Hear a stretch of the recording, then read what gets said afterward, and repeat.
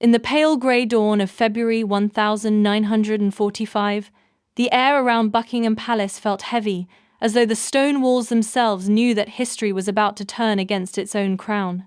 One signature, written in calm defiance by Prince William, had changed everything. The quiet corridors that once echoed with footsteps of servants and guards now carried a silence so sharp it could cut through the heart of the monarchy. Because with a single deliberate command, William had cancelled Queen Camilla's state visit, a move that was neither mistake nor protocol. It was rebellion, a silent coup, sealed not with swords, but with ink. Inside the palace, tension spread like wildfire through velvet halls. Courtiers stopped mid-whisper. Advisors froze mid-sentence. No one dared to speak the words out loud, yet everyone knew what this meant. For decades, the monarchy had survived scandals, betrayals, and affairs. But this was different. This was the future king turning against the crown itself. Behind closed doors, the Queen's aides rushed to contain the shock. Camilla's travel documents were already prepared. Her diplomatic schedule set in motion, every detail had been arranged. And yet, within seconds, it all turned to dust. By the order of His Royal Highness, the notice read. Cold, precise, final. No one could believe it. Not the press, not the palace, not even the royal security detail who'd just spent weeks planning her movements. The Queen's face, witnesses said, turned to marble. And for the first time since her coronation, she had been publicly overruled. The British monarchy had entered uncharted waters, and the world would soon learn this was no misunderstanding. Prince William had not acted in haste. He had made a choice, one that could shake the crown to its foundations. But why? What secret pushed the future king to strike so boldly against his own stepmother, the reigning queen? What truth did he know that the rest of Britain did not? The whispers inside Buckingham Palace were not just rumours, they were warnings. Because when a prince defies a queen, it's never politics, it's personal. And in that silent February morning, the House of Windsor stood at the edge of something it feared most, civil war within its own bloodline. The morning after the cancelled visit was unlike any other. Grey skies hung low over Buckingham Palace, as if the heavens themselves were watching, silent, unblinking witnesses to a royal implosion. Inside, chaos brewed beneath the polished calm. Phones buzzed behind closed doors. Advisors whispered names in fear. Secretaries were told to delay statements, to hold off calls to the media, but everyone knew it was already too late. Rumours were out, and like all royal rumours, they spread faster than truth. By 9 a.m., the story had reached the press corridors in London. Unconfirmed reports suggest Queen Camilla's visit has been postponed indefinitely, one broadcaster read cautiously. But within an hour, the tone shifted. Sources inside Buckingham Palace say the cancellation came directly from Prince William himself. It was no longer rumour. It was rebellion. Inside Clarence House, the Queen's aides worked like soldiers in crisis. Documents shredded, schedules deleted. One private secretary clutched the official letter. William had signed, the ink still fresh, the seal still wet. He didn't dare read it aloud. He didn't need to. Everyone already knew what it meant. When Camilla entered the room, the entire staff froze. Her perfume filled the air, faint and expensive, but it couldn't hide the tension clinging to the walls. She moved slowly, composed, but the tremor in her hand betrayed her calm. Her eyes scanned the letter, once, twice, then stopped at the signature. William, Prince of Wales. For a few seconds, she said nothing. Then she folded the paper in half, set it down, and spoke just 3 words. "Get me, Charles." Her aides hesitated. "My lady," one began softly, "the king is unwell." She turned sharply. "What do you mean, unwell?" The aide swallowed. "The order, the one Prince William signed. His Majesty approved it." A chill swept through the room. Camilla blinked. disbelief hardening into something darker, betrayal. The king, her husband, the one man who had always defended her, who had stood beside her when the world called her unworthy of the crown, had now sided with his son. The paper slipped from her hand and landed on the carpet like a fallen decree. That evening, the palace guards at the south entrance stiffened as Prince William's motorcade approached. He stepped out not as the soft-spoken heir the public adored, but as a man who had already made his choice. His expression was unreadable, the air around him taut with purpose. He didn't stop to greet anyone. He walked straight through the corridor, past portraits of kings and queens who had ruled before him. Their painted eyes seemed to follow him, silent witnesses of another royal revolt in the making. When William entered the royal drawing room, Camilla was waiting. The fire behind her crackled softly, its light flickering against the polished gold frames. "You had no right," she said, her voice low but sharp as glass. William paused, meeting her gaze. "I had no choice," he replied. She rose slowly, her gown whispering across the floor. "No choice? You humiliated the crown. You humiliated me. Do you realize what you've done?" He didn't flinch. "The crown isn't meant to protect lies." "Lies?" Her voice cracked. "Do you even hear yourself?" William stepped closer, placing a sealed envelope on the table between them. "This isn't about politics or power," he said. "It's about truth, and you know exactly what truth I'm talking about." Camilla's breath caught. Her eyes flicked toward the envelope, but didn't open it. Instead, she whispered, "You wouldn't dare." William's answer was calm. "I already have." A long silence filled the room. The clock on the mantel ticked, echoing in the tension between them. Finally, Camilla said, "You think the people will believe you.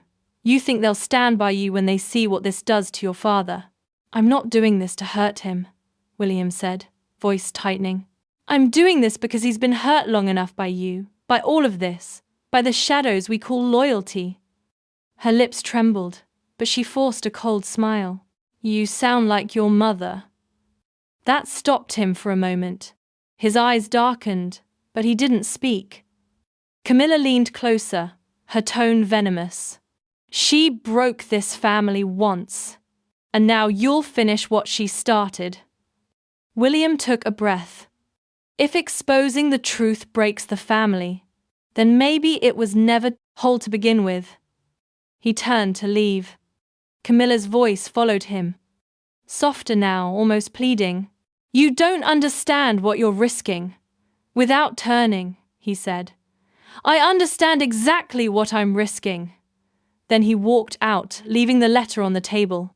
Hours later, Camilla sat alone, the envelope still unopened.